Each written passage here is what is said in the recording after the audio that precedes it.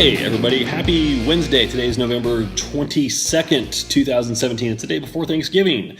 Thanksgiving is tomorrow. So welcome to episode, good Lord, I believe it is 30 of the Drop Set. Things happen a little bit differently this week. Kind of. There's a few things that have changed and they will all be very subtle and nobody will notice probably, but it's all good. So I'm happy to have you here. Thank you for joining me. So if you are listening to the audio version of this via iTunes, Google Play, or through the website at 5starphysique.com, thank you. I am happy to have you here. If you are watching on YouTube, hi there.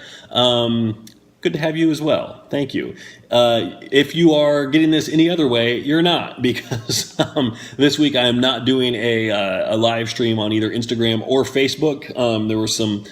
I'll be totally transparent. I don't have a lot of eyeballs on those usually, and I'll post them later on. But I know that on Instagram it can be a pain in the butt to try and sift through like a 45-minute long, which is how long these podcasts are, video of something in somebody's Instagram story, and the Facebook viewership wasn't super high, and a lot of that has to do with the algorithm and how Facebook pages are being presented to audiences and the way that that's changing now. So I'm cutting out all that. I'm not doing any of this live for right now. That may change in the near future, but right now it's just getting recorded. Gives me a little bit more freedom and flexibility on how I record this, and also there's no live comments when it's happening. So on the instances where somebody would chime in, it will just be less distracting, and I can keep my wits about me a little bit better. So that's the first thing that's changing here. The second thing, if you're watching on YouTube, hey, I just got a wide angle lens for my iPhone, so you can see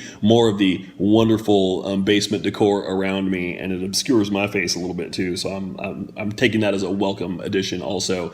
And the lens looks a little bit blurry. I don't know what's up with that, but anyway, that's that. Other than that, we're in good shape here. So tomorrow's Thanksgiving. What are your plans? My plans? I am staying home while my wife goes out of state to visit family. So we have two dogs. One of them is old and kind of feeble. Hi, Bella. I'm talking about you. And she doesn't travel well. We can't board her, so somebody's got to stay here. Either we can have a friend come, but none of our friends were available to come hang out with her or keep her. So I stay behind, and I will be watching her. So don't you worry about me. I'll get some food tomorrow. We're gonna make that happen. Bella actually had quite an eventful week. I'll give you the dog update here really quickly. We have a 2-story house. We moved in here 1st of July this year, and one of my first duties as homeowner was to build a gate for the top of the steps to keep Bella, who has a little bit of Mr. Magoo in her, if you're familiar with that character, to keep her from falling down the steps, because she totally would. She's kind of blind, she's kind of deaf, she doesn't move around super well, and we knew that would be bad news. Well, it happened this week. She fell into the gate just right, opened it, and managed to fall her way all the way down the stairs. I was in the kitchen and I heard something bump against the gate, and I'm like, what's that? And it took me a second to go around the corner and look, and there I see her. She's about 7 steps down, and she's going down face first on her stomach, so she's not rolling over at least, because that would have been really bad. And I chase after her, and she's going down a couple at a time, and then she stops very briefly, and then she goes down a couple more. And by the time I get to her, it's all the way down at the bottom. So she'd gone down about 21 steps. I picked her up, and she had this look on her face like, what's going on? That was kind of cool. What happened? Because she's just not very aware of her surroundings, I don't think. But she was fine. And then the next day around noon, I had her outside. I went to bring her in, and her back left leg was not working at all. It seemed like it was paralyzed. It was kind of dragging back behind her a little bit. So we took her into the vet, and the vet says, most likely, it's certainly nothing's broken, because if that was the case, it would have happened right after she fell. Most likely, it could be a bruised ligament. It could be, a spinal nerve issue or something like that. It's hard to say, but we gave her some prednisone, and I tell you what, within 2 hours of taking that first dose, she was up around and putting a little bit of weight on it again. So for being a 16-year-old little pooch, she is one resilient little chick. So anyway, that's the dog update. I say that just because I don't have a whole lot of news to go over for the week. I took 3 days off, Friday, Saturday, and Sunday off from the gym this last week to let my elbow heal up a little bit. So I was in there on Wednesday, and I was doing arms and, all the extension stuff. Triceps is fine, but pretty much any kind of bicep curl, save for an easy bar curl or a preacher curl, something where, there's an apparatus to hold my wrist in a supinated position, whereas with a dumbbell curl, you have to actively supinate it, or hammer curl or reverse curl is the worst. So it's that brachialis area right here, if you're looking on YouTube, that just, it can't really undergo any kind of strain or stress at all. So I did one bicep exercise. I think I did like 2 sets and I called it. Went back in for legs the next day, and that elbow was actually really impairing my ability to squat. I couldn't squat any kind of weight at all. So like, it's time for some days off. So I iced it up, got on some ibuprofen, 3 days of rest. I go back in on Monday and it was just like, I was a new man. It was awesome. So I haven't had 3 consecutive days off of lifting probably in 5 years. At least. Even on vacation, I'll go and lift, and I hardly ever take vacation anyway. So it was good. And then I went on Monday. I wasn't going to aim to go very heavy, but it still hit some new highs on a couple lifts. And basically everything I did, the pump was just real. It came quickly. It stayed around. It was really good. I can still kind of feel it a little bit. Chest and triceps yesterday went really well. I hit shoulders and biceps today. Shoulders were good. Biceps still iffy. So I'm going to stick with just an easy bar curl and a preacher curl, and pretty much that's it. Probably for about a month or so, continue to ice that thing, keep a wrap on it, and we'll see how it goes. So the other update for the week is I did get a new YouTube video up yesterday. Darin, use your words. Come on now, man. I was really happy with it. So most of my YouTube videos, this is like in the how-to series, is what I'm putting up every week, in addition to the podcast.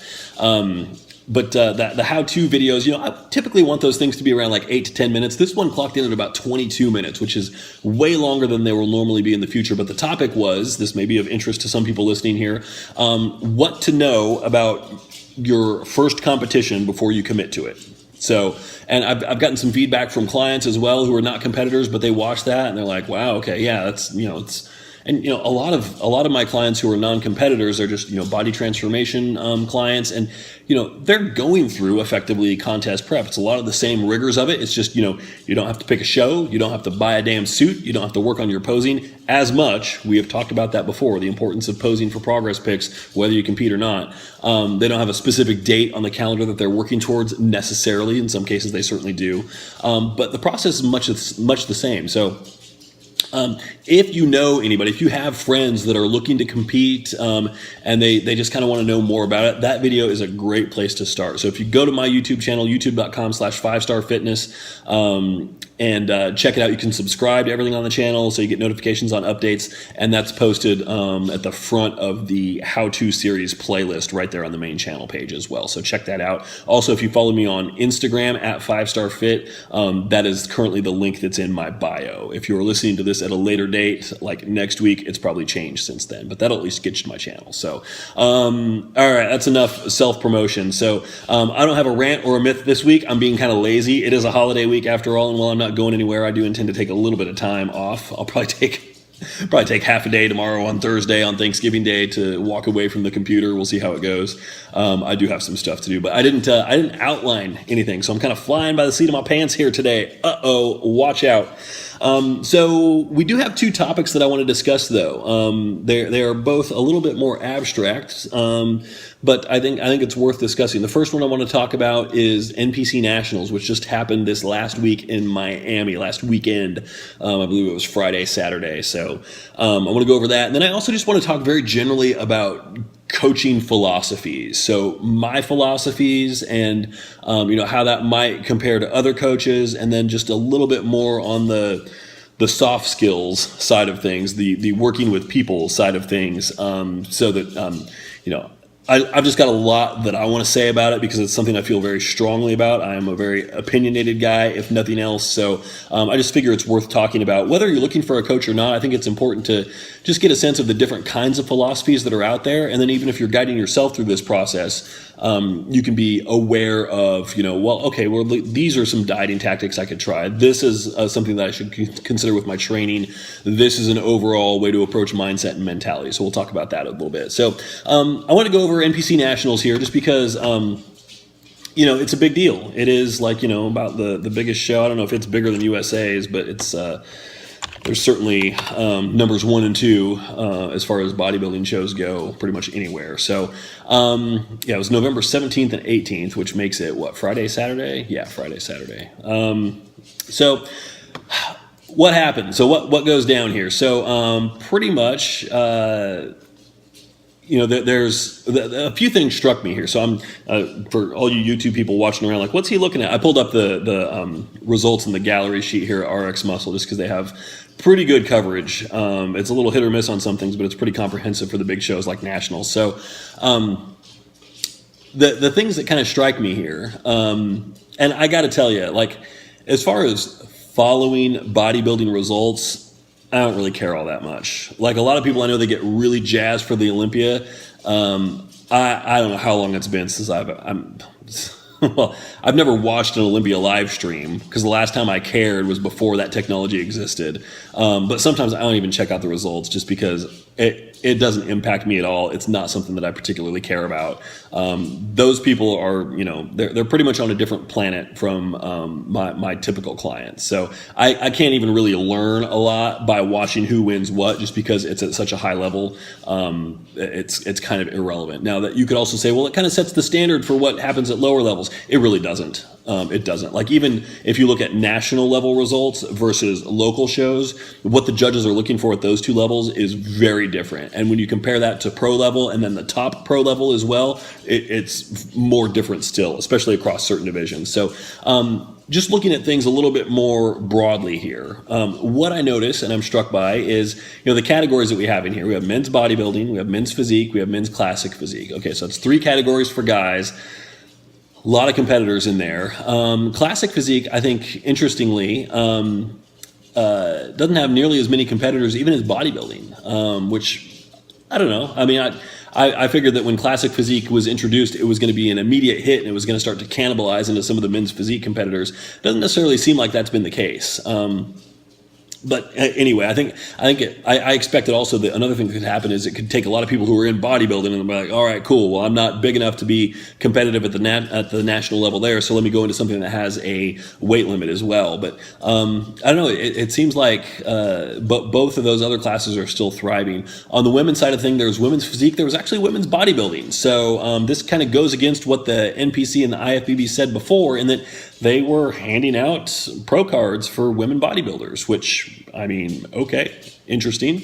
And then figure and bikini, no fitness, which is interesting. So I know a lot of people, they have thoughts on fitness competitors and that division in general, but I mean, it's the only division where, in order to be successful, you actually have to be an athlete and not just have a ton of muscle and be really conditioned. You actually have to be an athlete as well. So I think it's curious that it's missing from nationals here. So now, looking at some of the numbers, I think it's interesting here. So I did a breakdown here just because I was curious, like, how many people are in each of these divisions here, each of these categories. So in men's bodybuilding, we had 132 competitors. 132 split into weight classes ranging from super heavyweight all the way down to, what's the lowest one, bantamweight. So, typically, around, 10-ish in some of the lower classes. You get into the, like, middleweight, there's about 20. You get into light heavyweight, there's about 30. You get into heavyweight, we're about 20. And then super heavyweight, there's about 25 or so. But 132 total,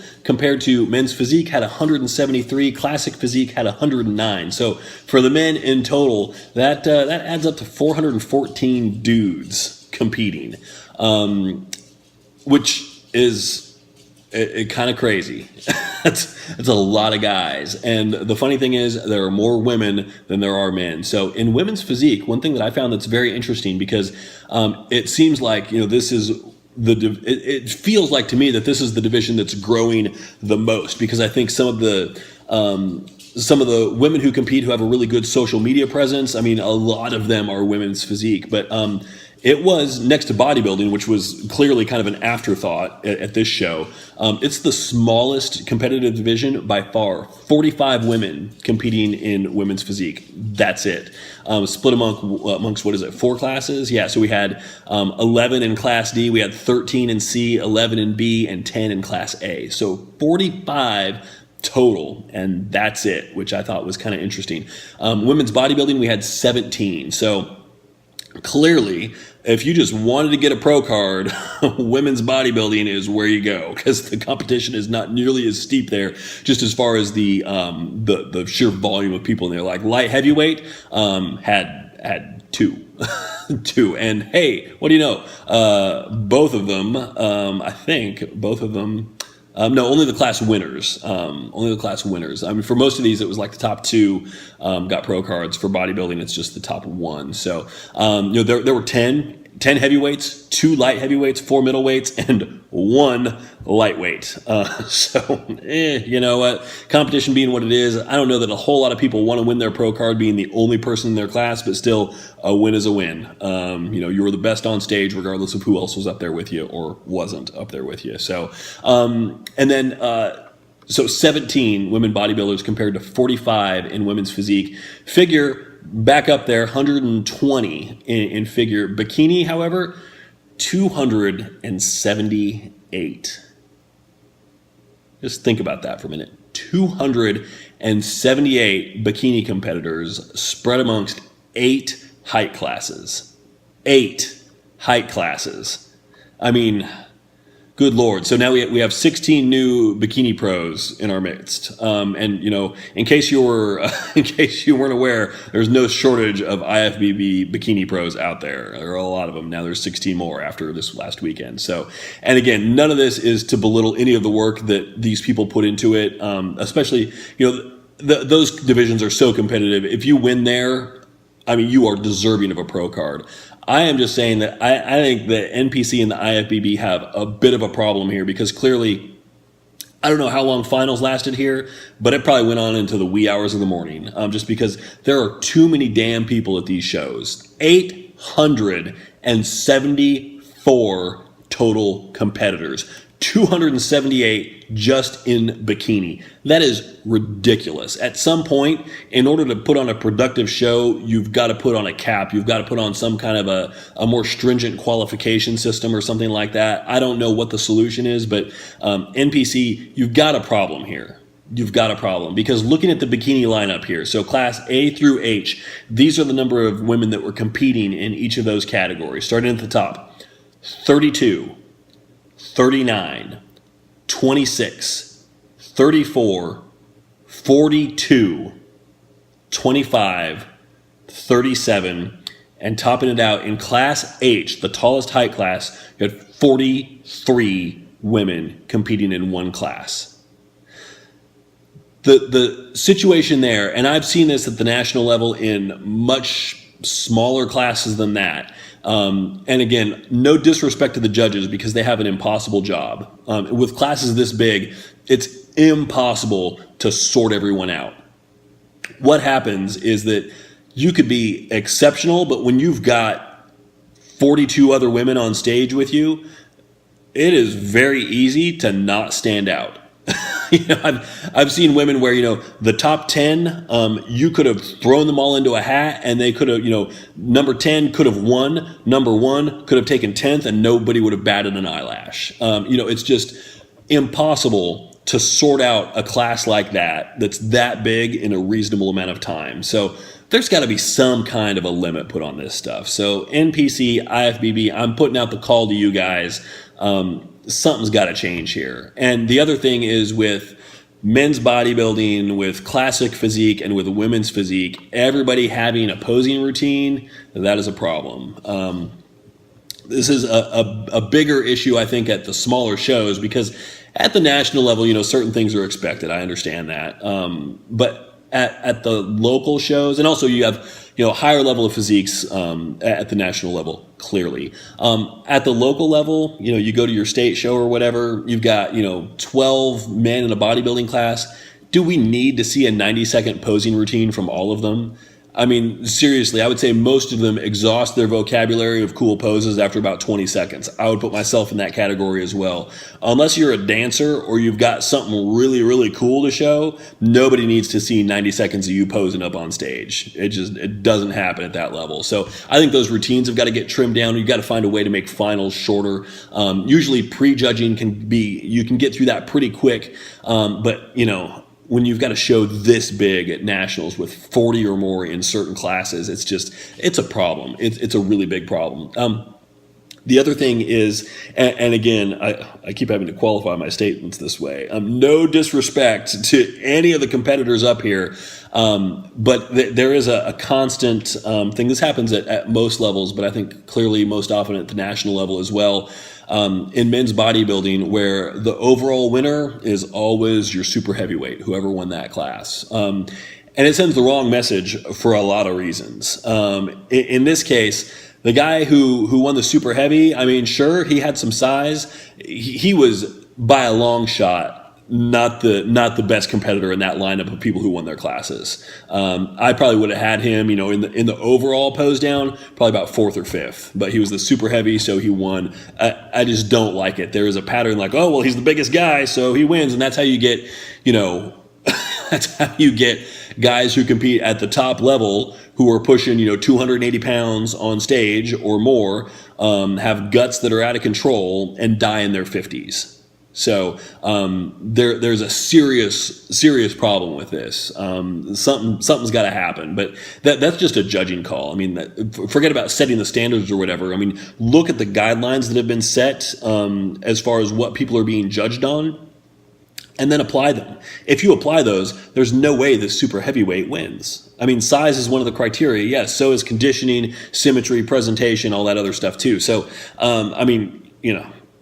and also it's size for your frame. You could take a guy that's 6 inches shorter than him, but if their frame is filled out, it's relative size. It's not absolute size. Like if you look at somebody in a vacuum, do they have good size for their frame? You look at somebody who's a foot taller, and sure, they've got more size, but does the size look as appropriate and as fitting on their frame? That's the big question that we need to be answering here. So I think there's some issues with that. I don't have a lot of issues with the judging calls, though. I mean, understanding that when you're looking at photos online, it is not the same as being there in person. It really isn't. And also, if you are there in person, where you sit makes a big difference.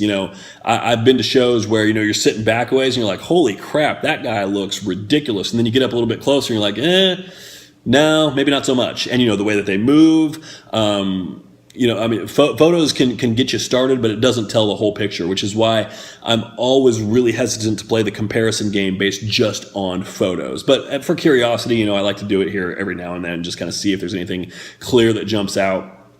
And also you can get a sense, in some way what the judges are looking for at a specific show. Now, I see who wins here, and I'm not necessarily going to apply that, especially for the men, at a lower level show.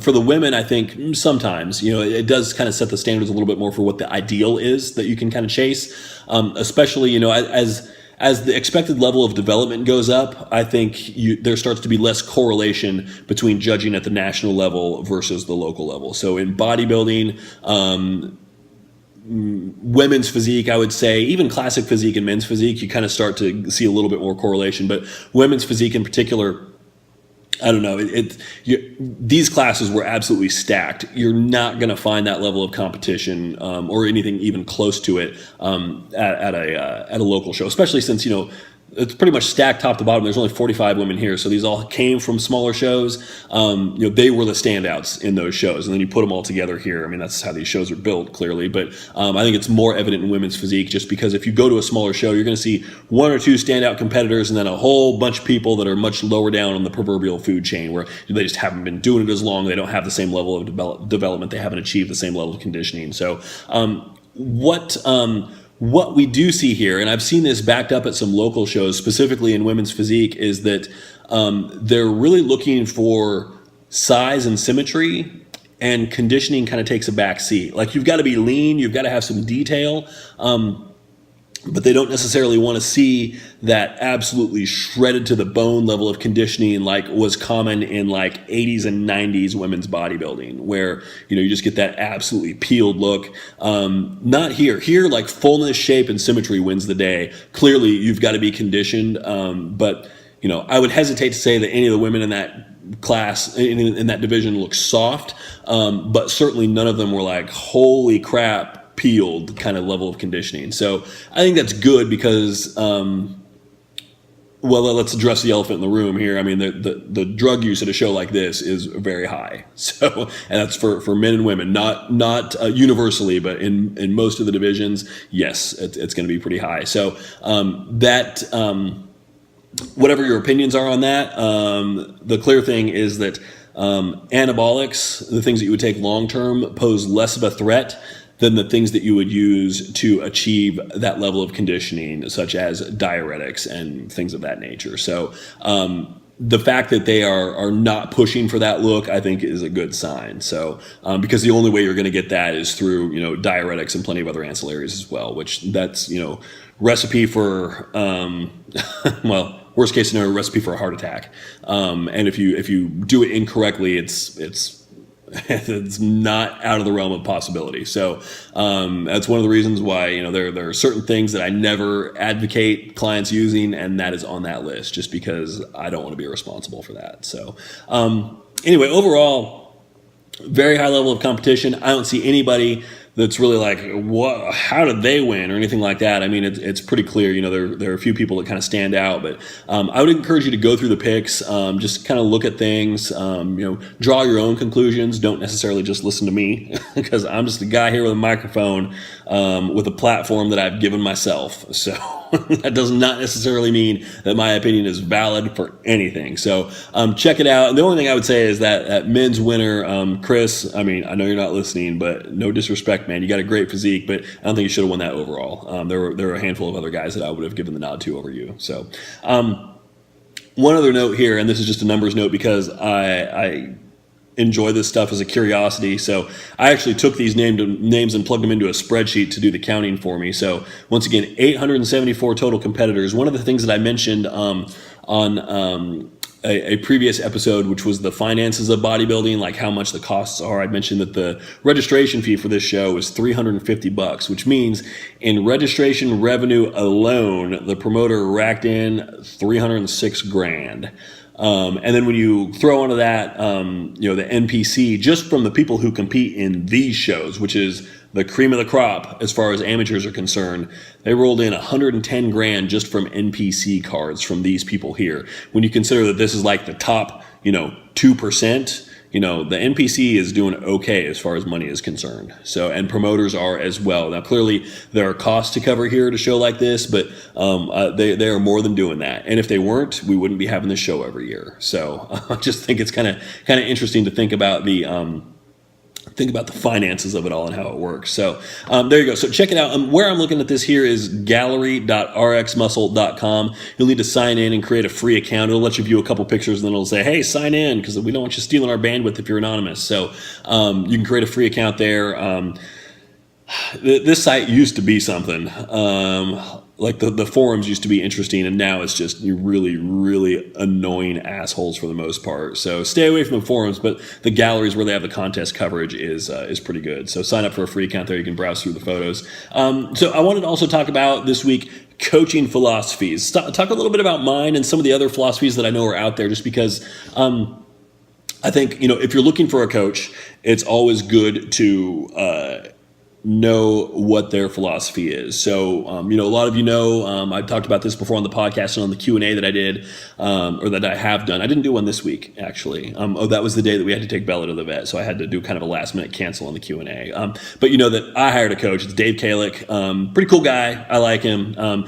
He does things very differently than how I do. And I think realistically, that's probably good for me, because I have a certain way that I want to do things, not only with how I program, like, the kind of diet that I favor, the kind of training that I favor, but also like how I communicate. Like I put everything in spreadsheets. I have everything documented in email.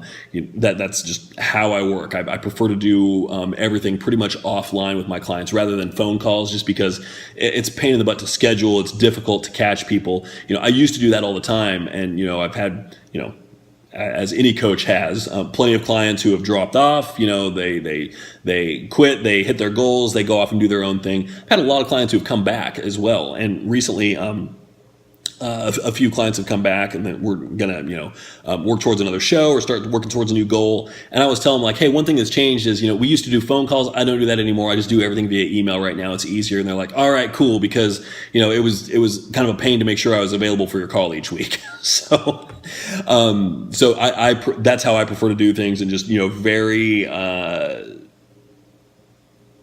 particular, detailed, very much type A in how I present stuff. And Dave, he does things a little bit differently. So, he has different philosophies on dieting. And, one of the things, and I've worked with other coaches in the past as well, and one thing that it's really shown me is that there are a lot of different ways to make this work. Something may work for your body and it may work well. That doesn't necessarily mean it's the only way to go. You could respond very well to a wide variety of different diets. You could respond well to a wide variety of different training regimens. So what he's got me doing is focusing on, as far as lifting goes, the basics. Like, these are the workouts. You just need to crush those.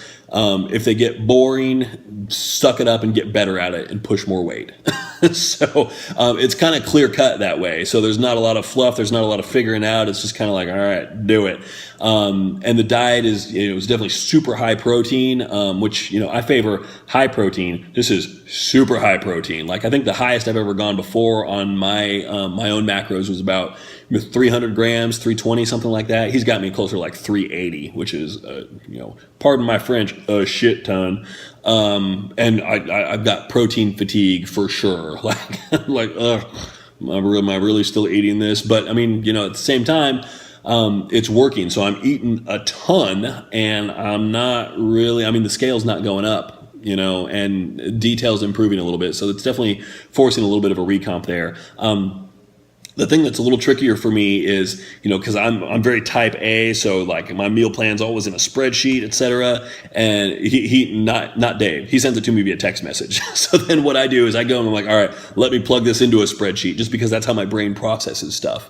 I need to see it kind of laid out like that in order to really get a handle on it. And then also at the same time, I plug in the macronutrients for everything, just because I like seeing what those numbers are. So, and then he wants to do everything via phone. So, the only thing is I ever email him are my progress pics. And actually I just text those to him.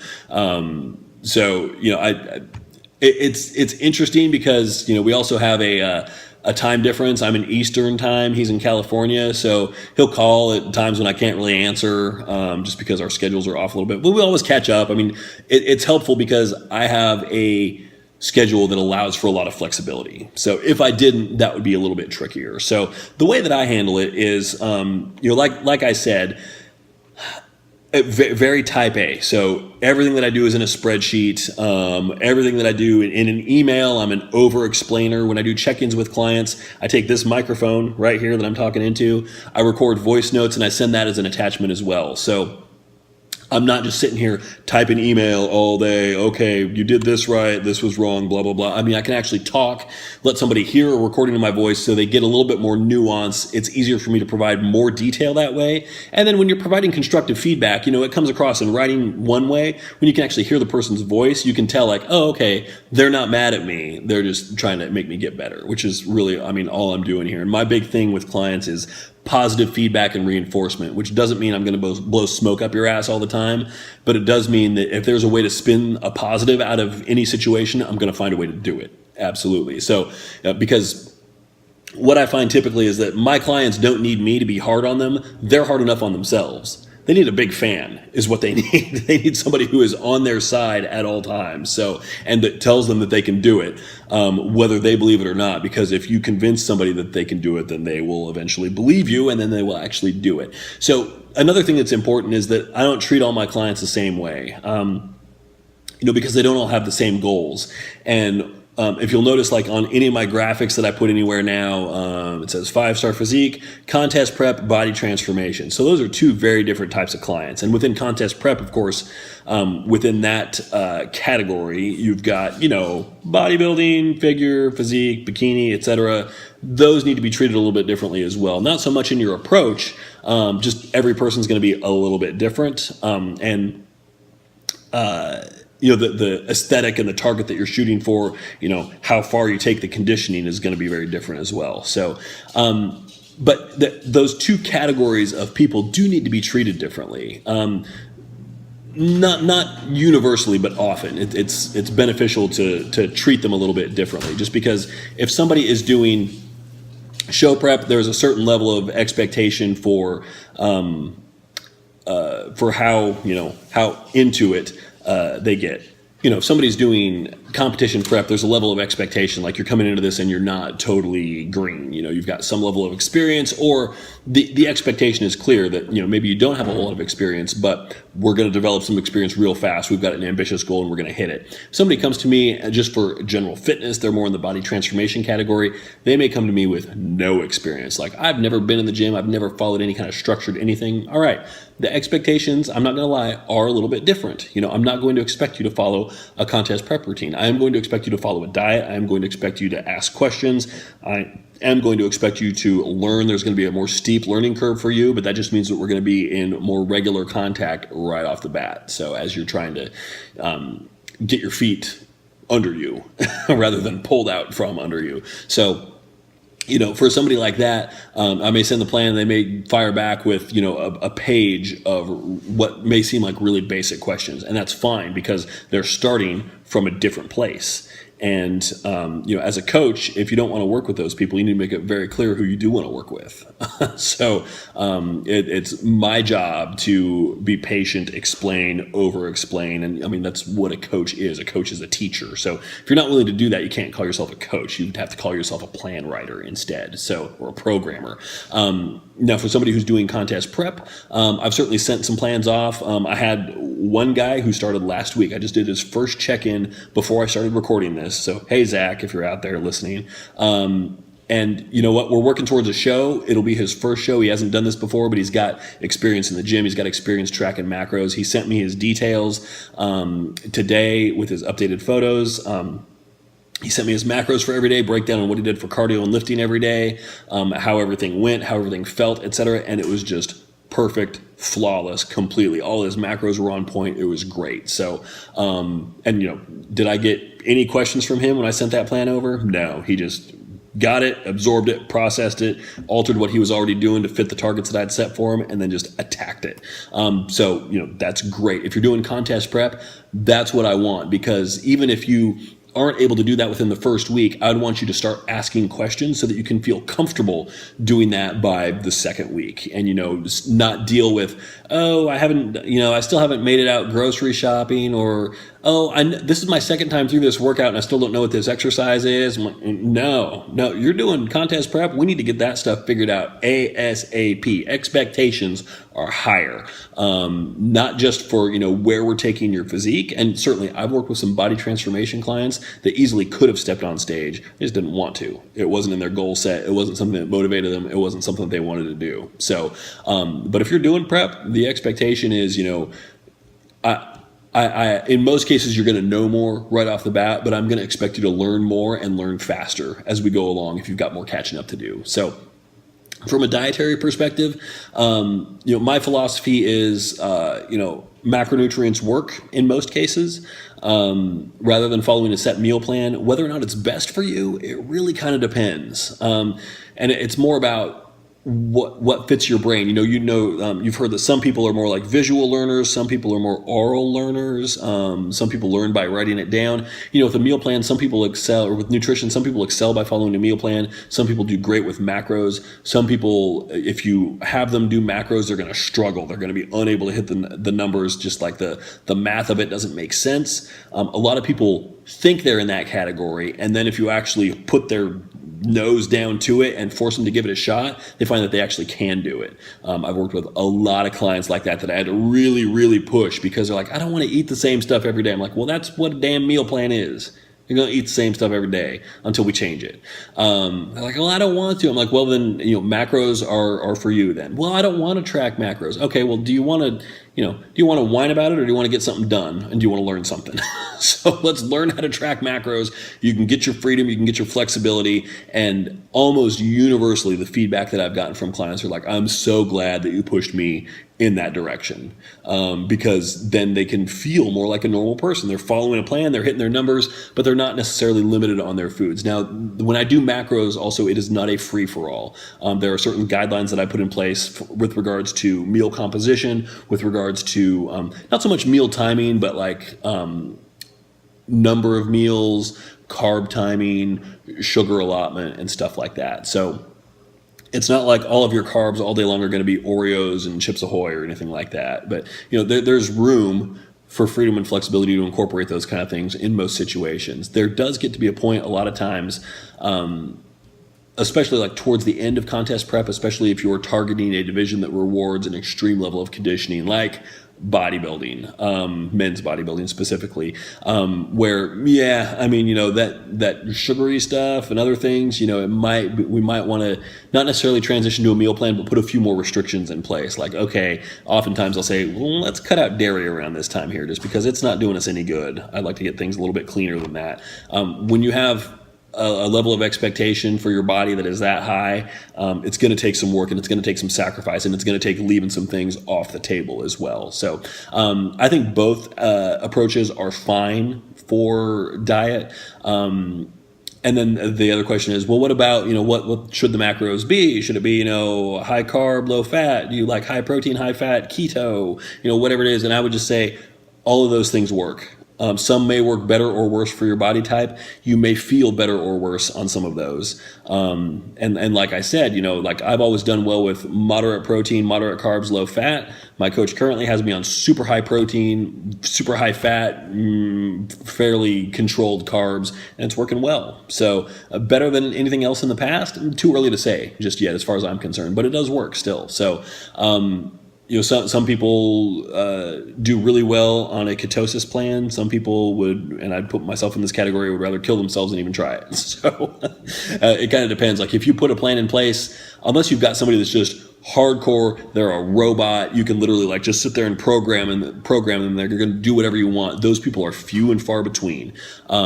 Somebody like that, if you put a plan in place that is unpleasant and difficult to follow, they're not going to do it. And for me, we need to succeed. We need to actually make the target. And then the precision or the degree with which we crush that target is almost secondary in a lot of cases. So like, when we're doing a show, I've got to make sure that I actually get you to show day, first of all. And especially if it's your first show, the victory is in making it there. And then for show number 2, the victory is in pushing a little bit harder and beating your conditioning from the first show.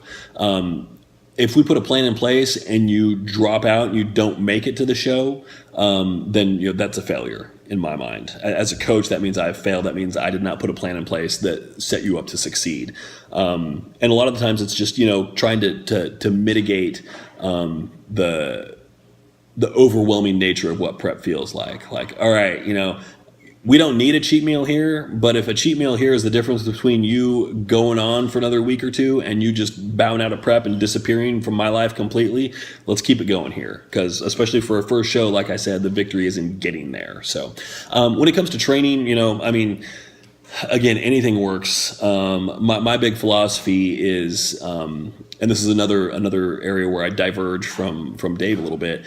He's all about weight, push the weight. And my philosophy when I'm working with clients is more about mind muscle contraction above all else. The weight is secondary. It's important, but it's secondary, and we don't necessarily want to be chasing higher numbers, especially if it takes us out of the zone where we're not really feeling things anymore. And also going with a plan that de-emphasizes weight a little bit and is more about quality of execution, full range of motion, hard isometric contractions, mind muscle connection and all that, slower tempos. You're going to be less prone to injury as well, which is huge, because I do always, even if we're working towards a first show, I'm already thinking about your second, third, fourth, and fifth show as well, and making sure that we have something that's sustainable and that you can stay relatively healthy while doing it and not miss a lot of time for injury, because that's going to be the biggest killer for people down the road. When it comes to supplementation, that's an easy one for me. Less is more. I've been on record many times that I think the supplement industry by and large is pretty much a scam that's trying to just get people's money. So so much of that stuff just doesn't really do anything, or if it does, it's such a minuscule thing that it's not worth it. Everything's got to be a cost balance analysis, cost benefit analysis. So you take a thermogenic, okay, yeah, it's not worthless, but is it worth, $45 or whatever the hell it is for that bottle? All these, topical creams and things that you put on that are like, toning or tightening or whatever, it's snake oil. It's 21st century snake oil. It doesn't do crap. Stay away from it. That is, I think, one of the things that's most indicative of the problem in this industry is you've got companies that exist solely just to scam people. And the people that use it, they're affiliates. They're like, this stuff works great. Of course, you're getting free product, you're getting some you're getting some visibility, etc. from this. So yeah, of course, no. That's a conversation for another day. The point here is supplementation, less is more. So just a little talk about philosophy there, just so you can kind of get inside my head a little bit and compare your own philosophies to mine. I'm not saying that mine are necessarily right. Like I said, with most of this stuff, there are a lot of ways to do it. But when you're looking for a coach or you're looking to evaluate how you tackle your own plan, just know what the options are. Try something. Commit to it. Whether you're setting a plan up for yourself or whether you're going to go with a coach, just know what their approach is beforehand. And then, unless they give you a reason not to, trust them and follow along. Like with me and Dave, it's not necessarily what I believe in, but, I am where I am right now, which I feel like, I could be in a lot better position than where I am now as far as aesthetically is concerned. And so, why not try something different? That was my whole approach, so his approach is fairly different from mine. And that's one of the reasons why I chose him. Just like, we're going to see how this works. So, a lot of different ways to go about it. That's the end, the point that I hope you take home from this. So, that about wraps it up for our pre-Thanksgiving Day episode of the Drop Set, episode 30. So thank you all for joining. I do appreciate it. Like I said, that video is up on YouTube, so check that thing out. Everything you wish you would have known about contest prep before committing to your first show. YouTube.com/5starfitness, Starr with 2 R's, to go check that out. In the meantime, follow me on Instagram at 5starfit, facebook.com/5starphysique, 5star physique on Pinterest. I'm throwing up a lot of stuff on Pinterest now, so you can follow me there. And where else? Twitter. I'm actually tweeting a little bit now, which seems weird. So anyway, that's all I got. So once again, thank you for listening. I really appreciate everybody who's tuned in on YouTube or just audio only, iTunes, Google Play, on the website, etc. So thank you all. Have a happy Thanksgiving. Safe travels if you're going anywhere. Safe travels on the way back. I'll catch up with you next week.